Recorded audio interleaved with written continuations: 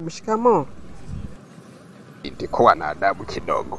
Hivi kwa kuniangalia unafikiri mimi ni babu kweli? Au unataka kunishusha cheo?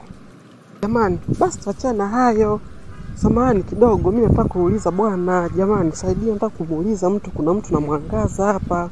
Maana nilikuwa nawasiliana naye kwenye simu, tumekutana Facebook, akanielekeza nije mtaa wa samaki hapa tukutane. Sasa ndo namwangaza hapa simuoni. Naomba kama pengine kuna mtu nimemuona hapa, naomba pengine unielekeze, huenda labda nimepishana naye. Jamani babu. Kwanza tengua kauli hiyo kuniita mimi babu yako. Mimi sio babu yako, umenielewa? Halafu kitu cha pili, mimi mwenyewe niko hapa. Kuna kabinti fulani nilikuwa naongea nako kwenye simu. Tumekutana kwa Facebook. Akaniambia nije nione nako hapa mtaa wa samaki. Sasa naangaza sikaoni, au ndio wewe mwenyewe hapa? Kwa nini kuniambia kwamba wewe ndo tulikuwa tunawasiliana Facebook? Naona pale Facebook kuna picha kabisa ya J Melody.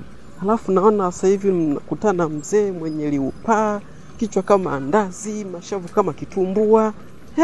Kumbe nilikuwa na chat na wewe Facebook, alafu sasa hivi naona mtu mwingine tofauti. Hapana jamani, sio wewe. Mistake.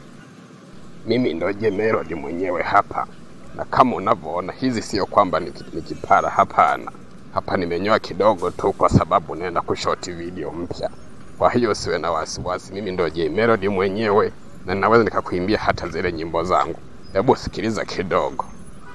Nakupenda we, roho yangu we, mimi sijiwezi. Umeona sasa, mimi ni J Melody mwenyewe. Hebu tukubaliane, kwa tunaelekea wapi? Koma, unaelekea wapi na nani? Mshenzi nini? Siwezi nikadate na kibabu kama wewe.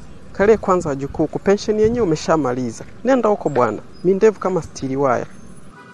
Nenda bwana, mimi mwenyewe nilikuwa tu nakutania hapa. Nidate na kitoto kama hiki hapa cheusi kama pipararami.